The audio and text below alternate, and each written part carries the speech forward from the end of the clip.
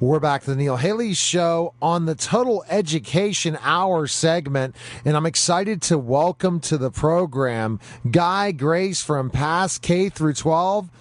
How are you, Guy? And we're going to talk about radio communications today, and a little different way. I'm used to radio in a different way when we talk about radio communications, but I appreciate you calling, Guy. Hey, it's an honor to be here. Thank you for having me on the show today. I hope it's a very nice day here in Littleton, Colorado, and I appreciate having the opportunity to talk. Absolutely. So let's kind of talk about radio communications. So it's not like, being on the radio, right, Guy? No, absolutely not. When we look at radio communications in schools or communication as a whole, it's actually recognized as a best practice. And we look at school districts, so to say, and how they typically deploy radios communications in schools. A lot of them are doing a lot of like what we call campus radio communications, where they'll have like a radio that just works in the radius of the school or maybe a mile out from the school. But and then what we're also seeing in school safety, and I can tell you about experience with the trunk radio systems and interoperability, which when school districts are utilizing radios to talk to law enforcement and other responders to school emergencies in their schools. And that's something that all school districts across the country should strive and endeavor to meet that, and improve their communications in their schools. Guy, that's so interesting to talk about, because communication with cell phones, when there is an incident or a certain thing, it's not the best way to communicate is through cell, right? Especially because of certain things that can happen. Well, I can tell you, like being in an active shooter incident, for example, or major emergency, and as a responder to an active shooter incident back in December 13, 2013, when that incident happened, it almost immediately the cell phone network went down completely, because we had 2,200 students in the building, we had 300 staff members, we had every one of them. Everybody from the outside was trying to contact those people, those occupants inside the building. And when that happened, it overwhelmed the LTE or the cell phone networks tremendously to where they would not even work anymore. So you had probably 15,000 people trying to contact people in that school site. So when I looked at all of the security technologies that we had at that time, the biggest or the best technology that we had that was most reliable was having that radios to be able to talk to the school, to its occupants, and to the other responders such as law enforcement, the fire department, the buses, the other schools, and basically coordinate the entire emergency response through those radios, where cell phones were actually just completely eliminated in that process. So radio communications, interesting that you talk about that in those situations, is that, do all schools abide by the kind of security that you do, Guy, your school district, involving radio communication? Because we all know police, EMS, fire, they all use radio communications, like truck drivers, different people. But have schools always been on that, especially if they don't have any security guards in the school? Have the ability and means for radio communication? Well, we look at that's a great question, and what we look at as a school security director in school districts recently, the FCC. We've always been, how do I say this? We've always been accountable to the FCC on the radios that we utilize in schools. So school districts, because we're a business, we have to have, like for example, if we have radios in our schools that are on the campus communications, we have to have FCC licenses. A school district is supposed to go in there and get an industrial FCC license to run communications in radio communications on their campus.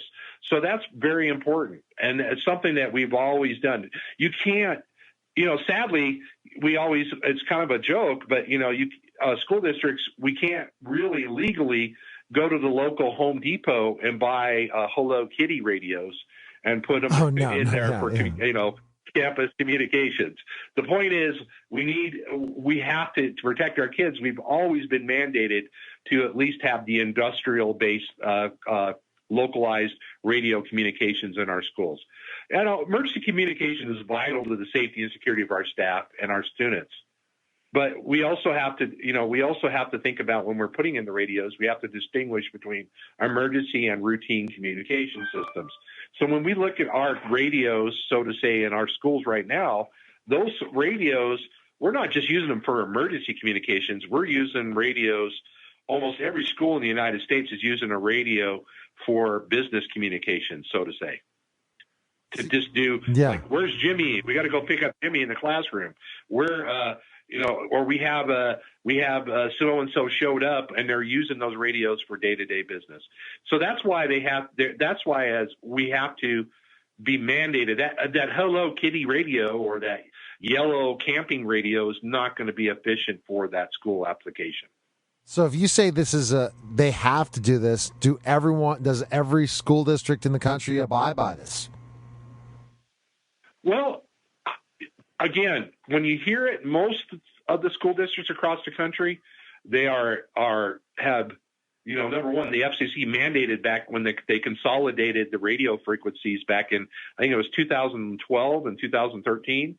And all the school districts were notified by the FCC of that consolidation and the fact that we had to, number one, reevaluate our licensing to be on the radio frequencies. And number two, we had to also evaluate our MOUs, our mutual, our MOUs with law enforcement or the, radio providers and things. So there was a lot of communication out there. Do I actually know what that is? If I was to look at what happened in my school district, we still had a few schools here and there that were not compliant, so to say, and still had those yellow Home Depot radios or those Hello Kitty radios, and they were still using them. So if I was to look at that, I'm sure there are many districts out there that are still struggling because it's also an unfunded mandate for schools to meet.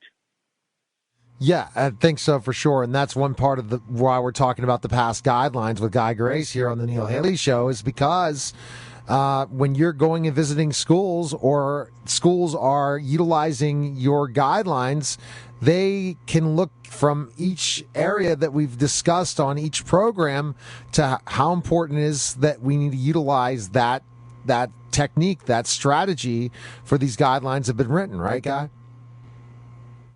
That is totally correct. When we look at that, like when we look at our guidelines and the recommendations, they're there for recommendations. So what we look at is, as a school district, how do you meet your lower, the basic level? What kind of radios and what kind of security technologies, when you put them into your schools, which level would you start at? And then you could go to a higher level about when you can afford to go and put an MOU with your local law enforcement agency on obtaining a trumped radio system or 800 megahertz, or when your state changes and mandates that like in my state, it's required. In the state of Colorado, you're required to have communication MOUs with your law enforcement divisions.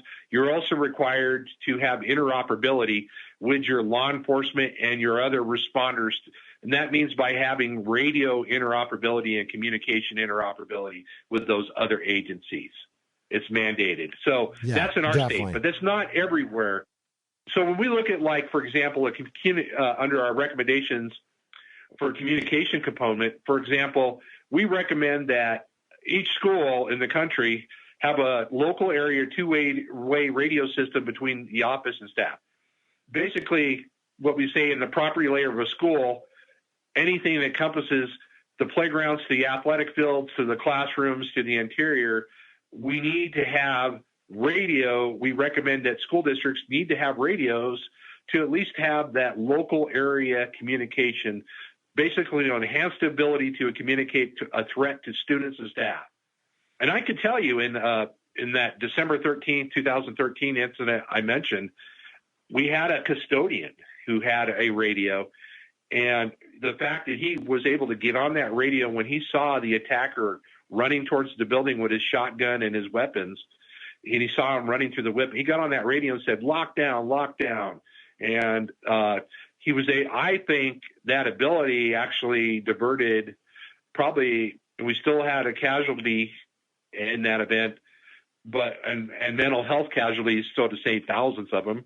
But the point is, what he did is he probably saved a lot of lives by being empowered with that radio to communicate with others with radios and warn them of the attack that was taking place. Most definitely. And you never know in those situations and what's the best you recommend. So if you have the money to do it, what level do you recommend, like, for radio communication in schools? Well, I would recommend at least at the not everybody can afford a camp or to go onto the trunk radio system.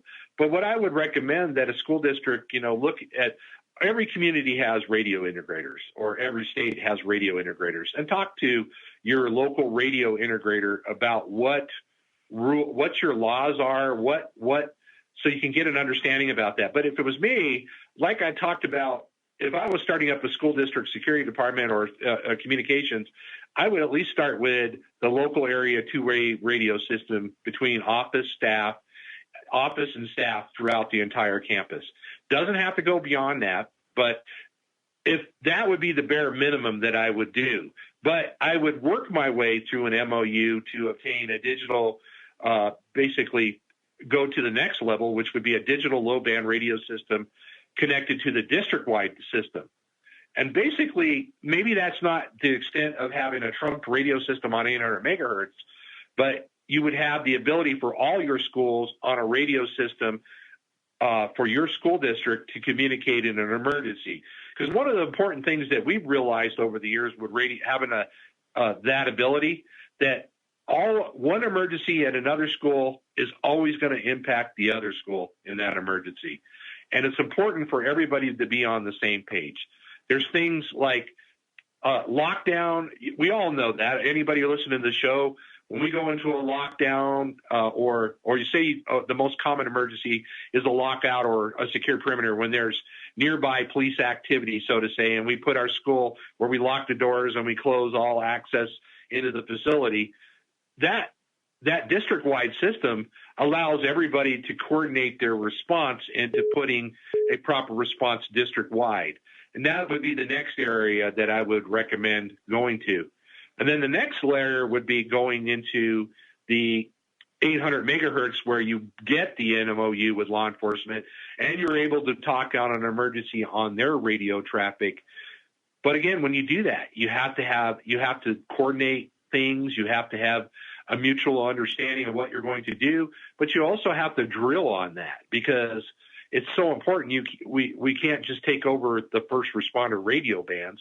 We have to realize that we're there, and we have to be able to help coordinate the response to a school emergency. Yeah, that's definitely true, and it's an interesting thing. So let's talk about integration of radio frequency. How do you make sure you can integrate it now with different other technology that you utilize with your security system? How does that integration work, especially with the technology and how it's going? Well, we're starting to see. So you have to be. So there's things that when we look at, there's things, and I'm going to try to be non-proprietary to be fair to there, because there's several businesses out there that do different things to help with radio interoperability. And but there's some out there, like one of the major radio manufacturers has a device or a system that bridges all of the radios. So the low band radios, the district wide radio systems, and then it bridges it onto the 800 megahertz systems without a great expense to the school district, so to say. It's an expensive system. I don't want to diminish that part, but it allows a school district to maybe be able to talk on the 800 megahertz systems without buying the 800 megahertz system. They just buy that bridging system. There's also ways on radio systems to bridge through PoE connections and bridge radios in emergencies with mass notification. But when we talk about that, we're talking very high tiers, like a tier 4, what we would say applications that could be very expensive. So when we say about that, an audible and visual mass notification tied to a district-wide system. So what we would be looking at is these intercom systems and emergency paging and fire alarm systems and voice communication systems can be all tied together and networked into one district-wide system. But what you're talking about is something that could be very costly to a school district to do.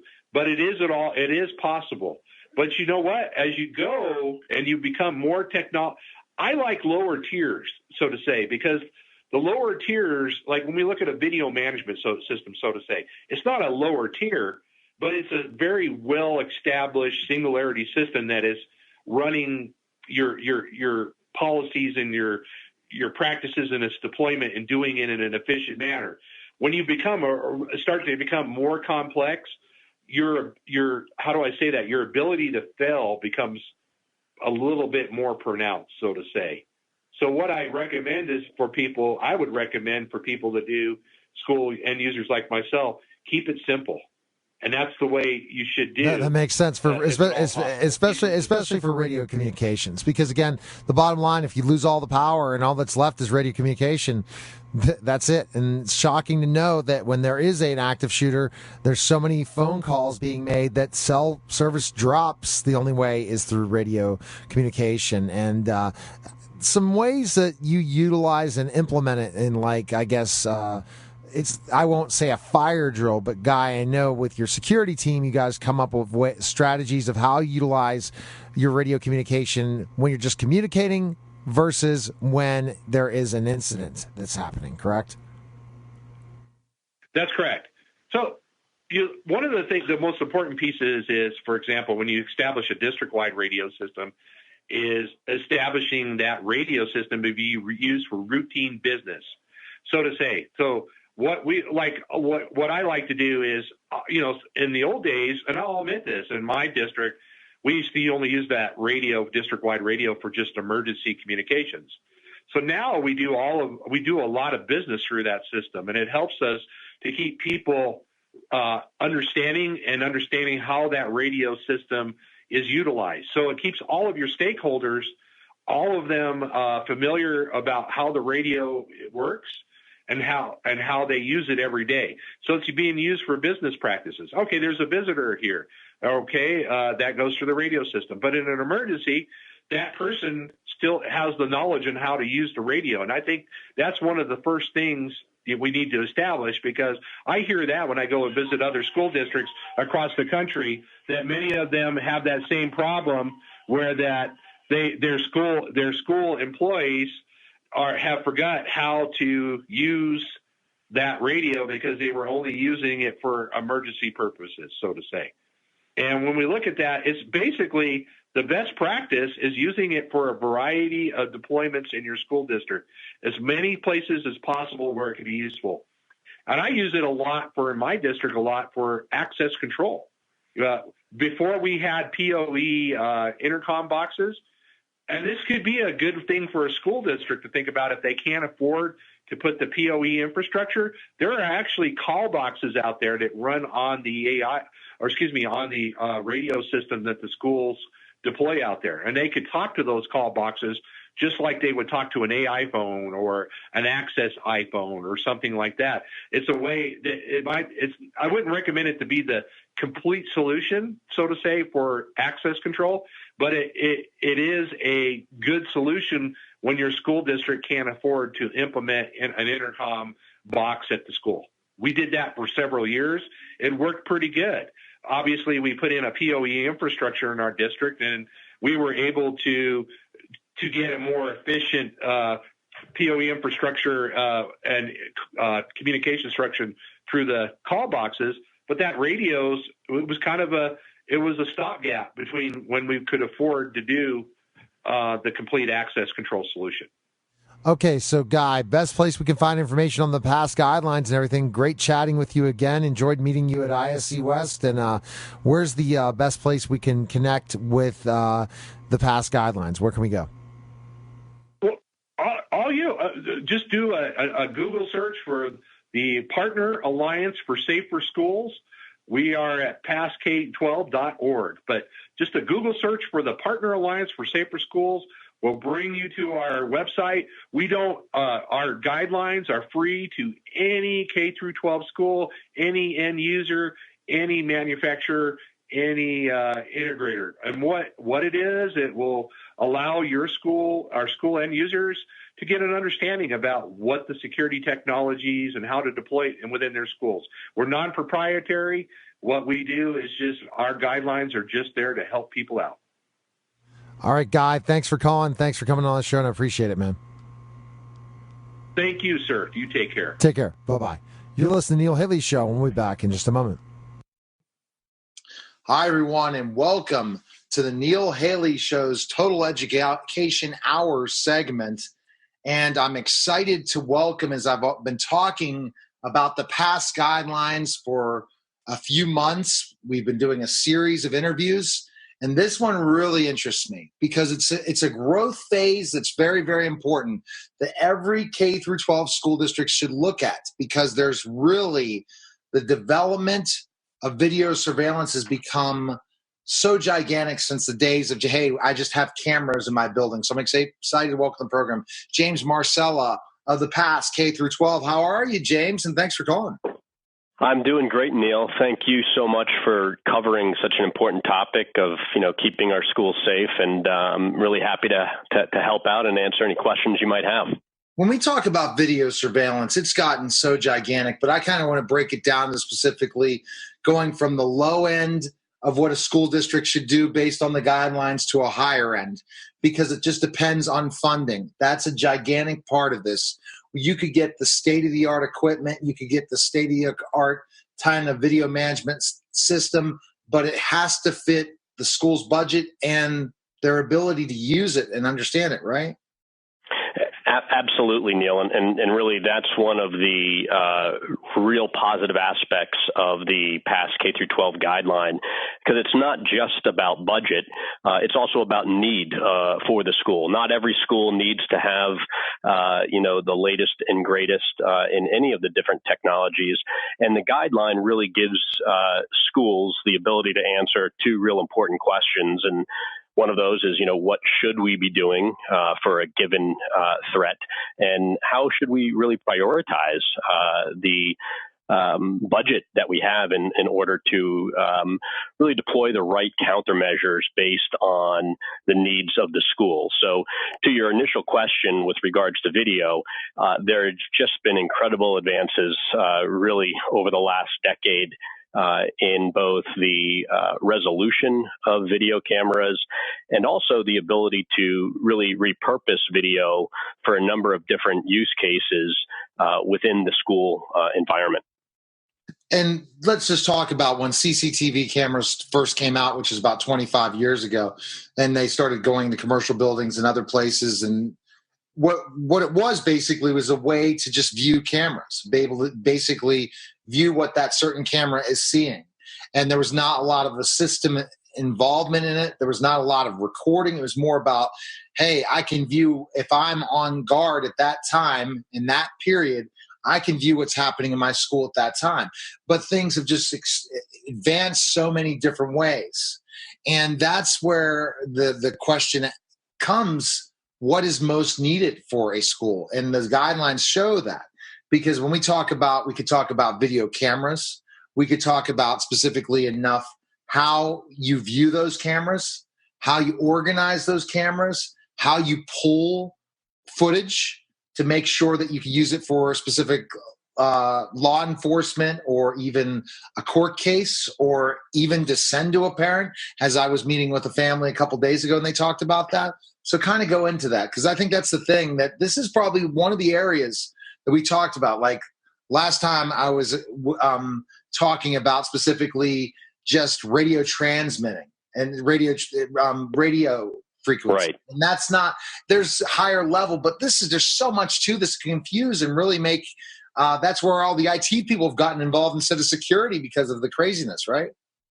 Yeah, well, you started off talking about the origins of closed-circuit television, and those were back in the days of, strictly analog technology. And you're right. At first, it was really just a tool to provide people to view and remotely assess areas in real time. Since that time frame, obviously, technology has grown incredibly. And, when we talk about video surveillance, we really look at it as just one tool in the overall protective posture of a school to detect, deter, and delay adversaries, or in just a daily environment within schools to really help manage day-to-day activities within the schools. So when we look at video surveillance, there's really four use cases.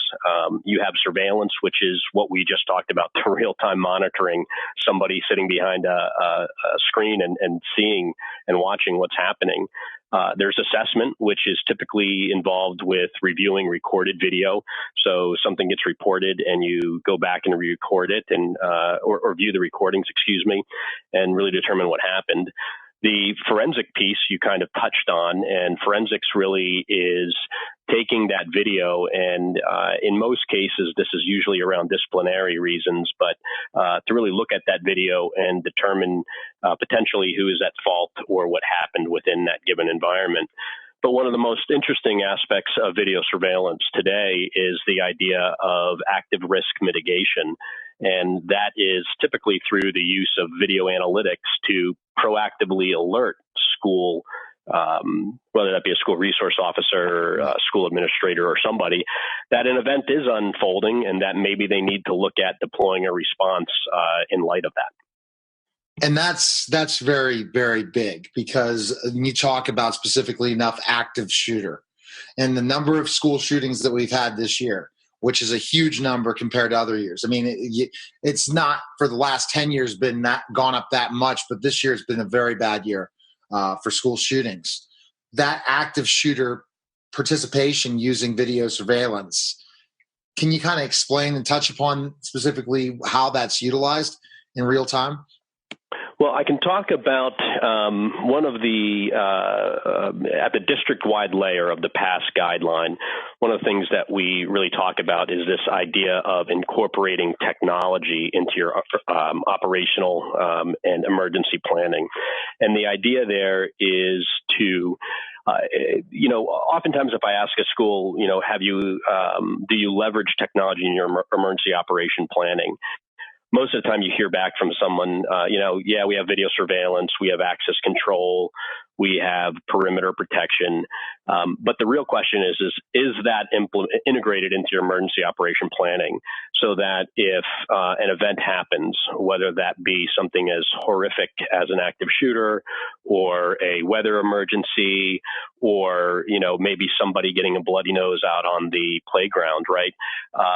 Exactly. Is technology being leveraged in those situations? So, in any of those emergencies, somebody should, under the ICS framework, be responsible for, going to what amounts to be the head end or the location where video and other technology resides so that they can leverage those systems to really look at and determine what's happening. And then, in the worst case scenarios, be a liaison for law enforcement should that need arise. So this idea that you own technology is one thing. The idea of actually implementing it into your emergency operation planning so that you're actually training on it and using it so that in case the worst day happens for you or your school, that somebody knows what they're doing with this and is able to leverage that technology in a positive way that reduces the outcomes that could happen for any given hazard. And you talked about in the guidelines, it states specifically the level of video surveillance that's needed based on the school, right? So there's certain schools that only should need certain things while others don't, right? Kind of go into that, yeah. Yeah, so what's great about the past K-12 guidelines is that we've defined different layers of a school, and from the district-wide layer all the way down to the classroom. And then we have components for each of those layers, and video surveillance is just one of 7 components. So the idea that you can leverage video across these different layers is important, but we also have a tiered continuum. So to your question, a tier 1 is really sort of your most basic level or minimum level of protection for a given component. So in video surveillance, for instance, at the district-wide layer, we might talk about you should have a data and retention policy. So that's a policy that would extend across the district and define things such as, right, what resolution cameras am I using, what frame per second am I recording at, and how long am I going to store that data. That all should be documented. But we also get into recommending, you need to have cameras at your entrances. So the idea of recording who's coming in and who's leaving your building, that's a pretty important point to have video surveillance. So the guideline itself, as you progress up through the tiers, up to tier 4, you start to get progressively more and increasing protection as you move up that. Usually that also corresponds to the budgetary figures associated with the different technologies that we identify within the guideline. And what's happening is we're seeing a transition between, and it's happened in certain areas of the country faster than others, from DVR type recordings to using a VMS to manage the security cameras. Kind of go into that. Sure.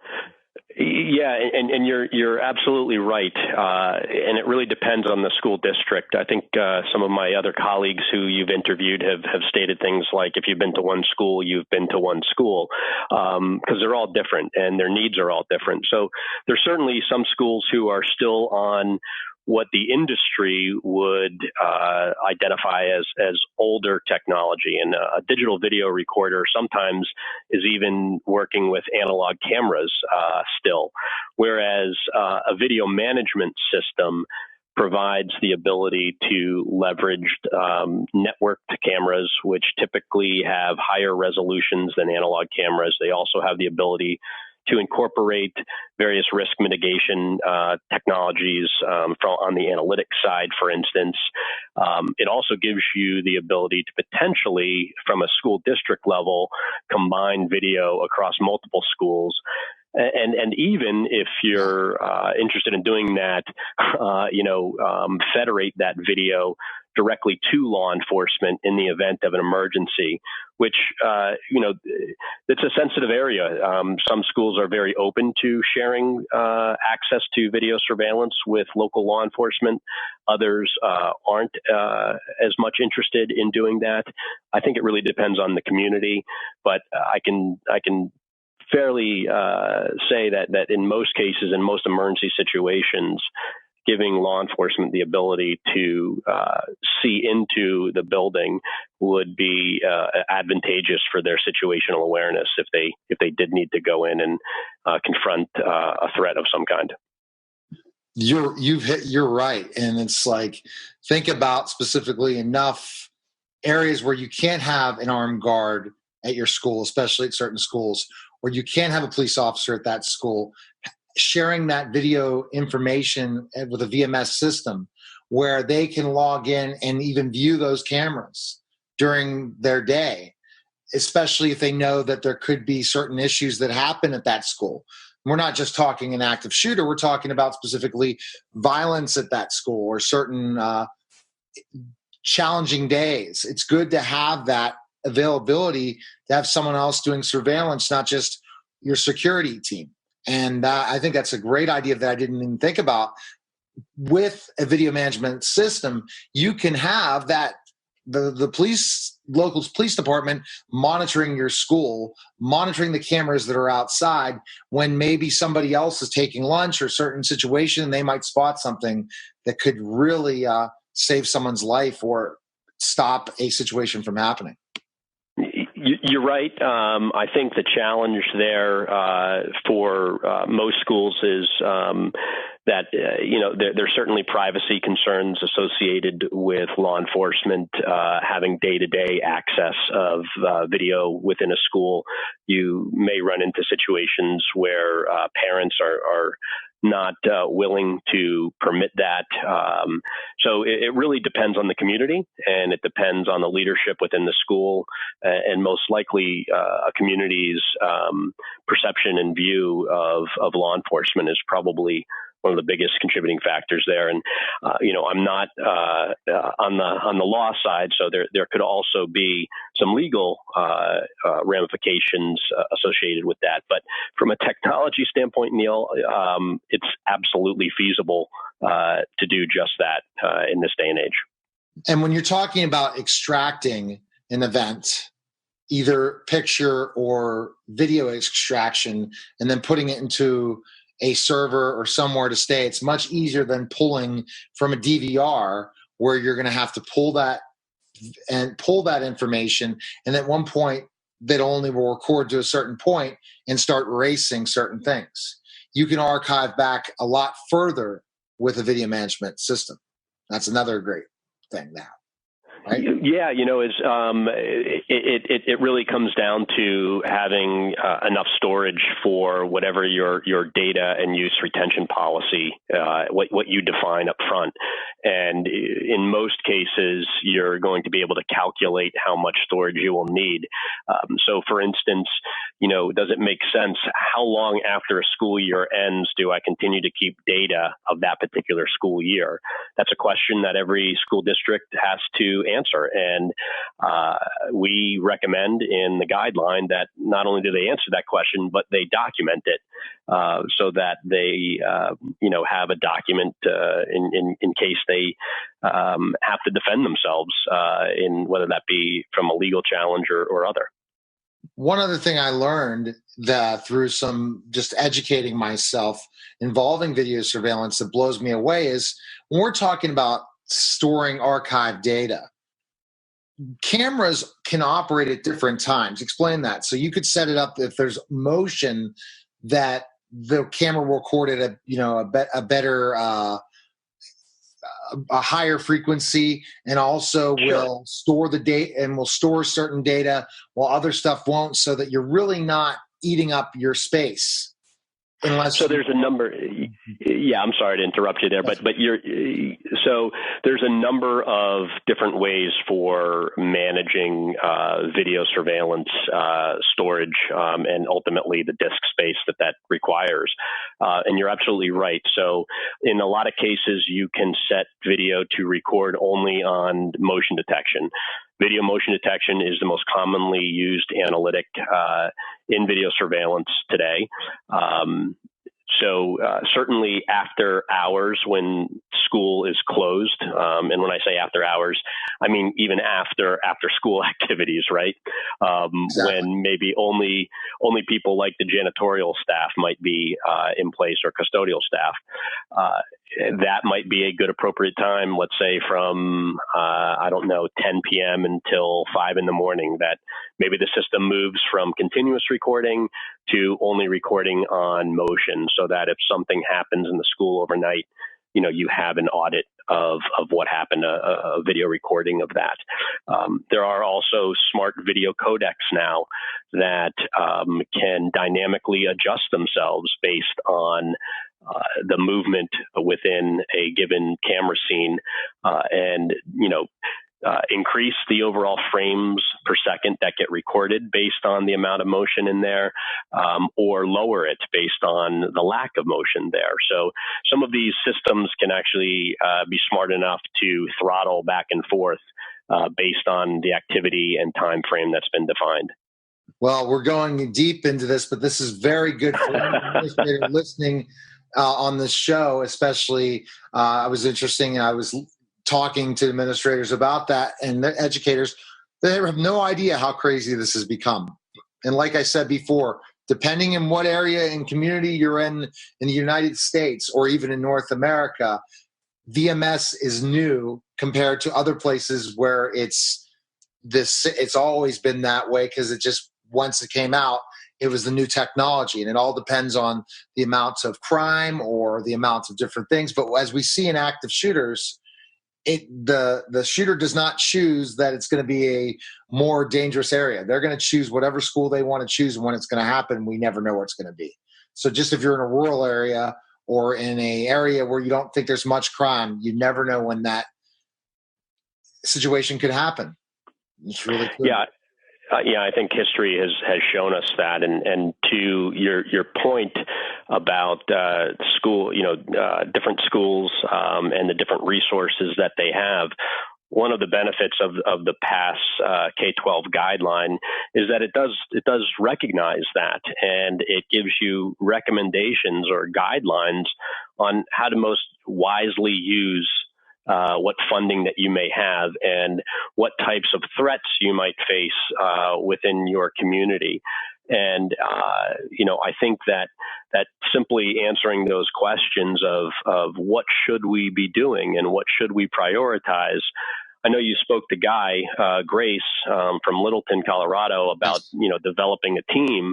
Right, not every school gets to have somebody like Guy, who is just a tremendous asset to the people of Colorado and his community.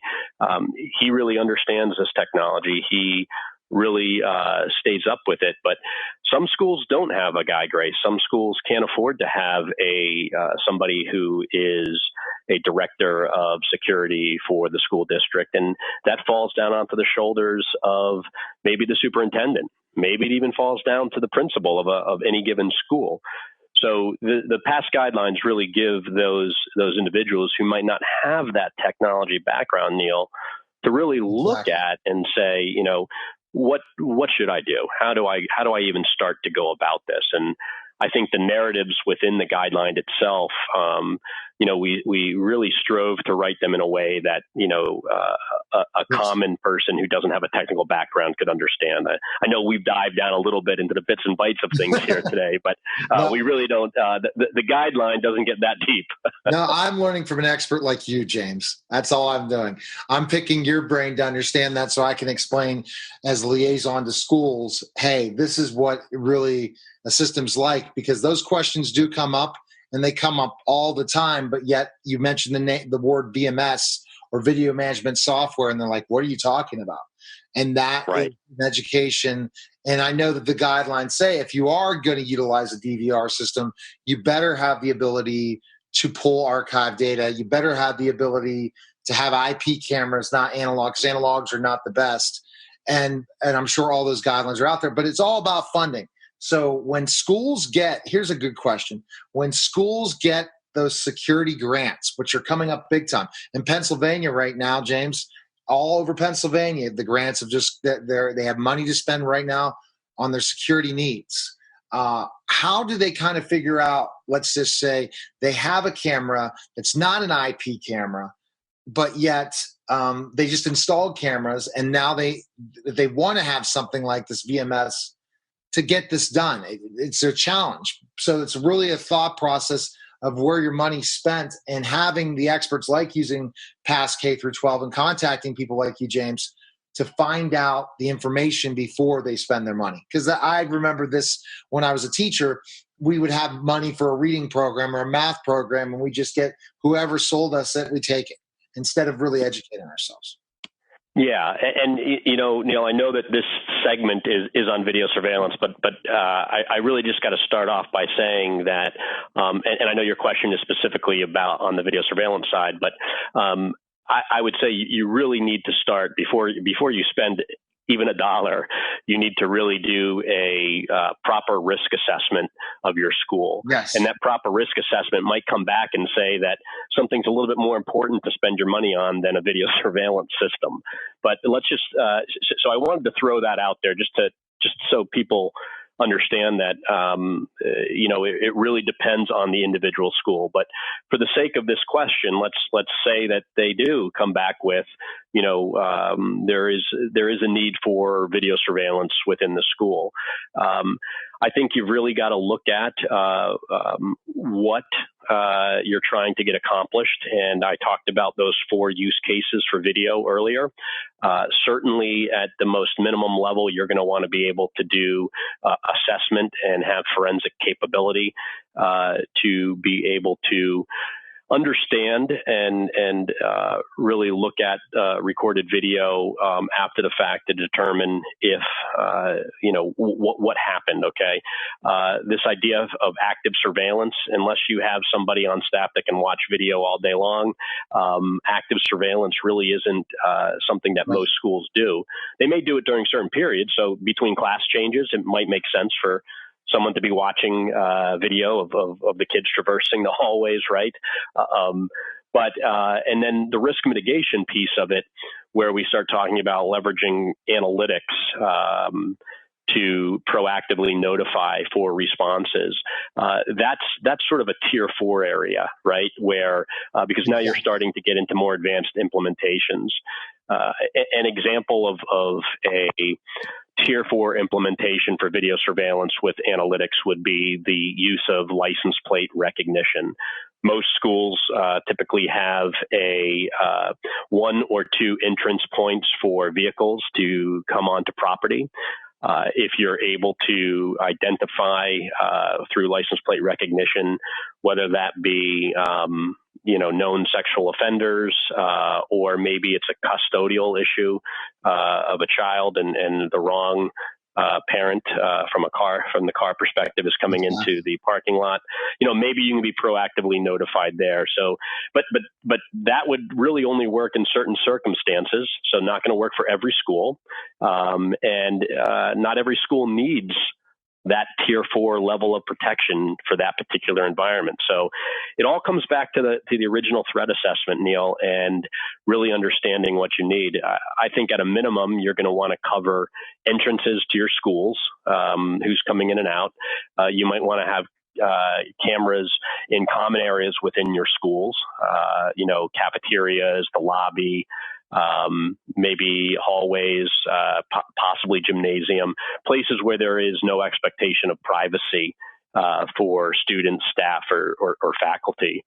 And you probably want to have video at your entrance points, networked intercoms where somebody can interact with school staff within a secured vestibule environment and be vetted before they're allowed physically into the school, would be, I guess, some of the minimum requirements or suggestions or recommendations that we would put out there, and what you will find in the tier 1 and tier 2 layer of the guideline. When you look at tier 3 and tier 4, but it all depends on the school. It depends on the risk assessment, and you really want to take your current security team and have them involved in everything. And it's key because everyone on that security team, from the security guards to the administration, they all utilize video surveillance in some way, and they got to figure it out. But I mean, this is such great information, James. The best place we can find information on the PASS is go where? If you go to passk12.org, right there on that homepage, you're going to find a link to download the guideline itself. That's really the best place to go. And we also post different white papers on the site as well. So that's what I would recommend. Well, James, thanks for calling. It was really interesting learning all the different things, very informative, and thanks for calling. Neil, it was a pleasure. Thank you. Take care. Bye-bye. You're listening to the Neil Haley Show, and we'll be back in just a moment.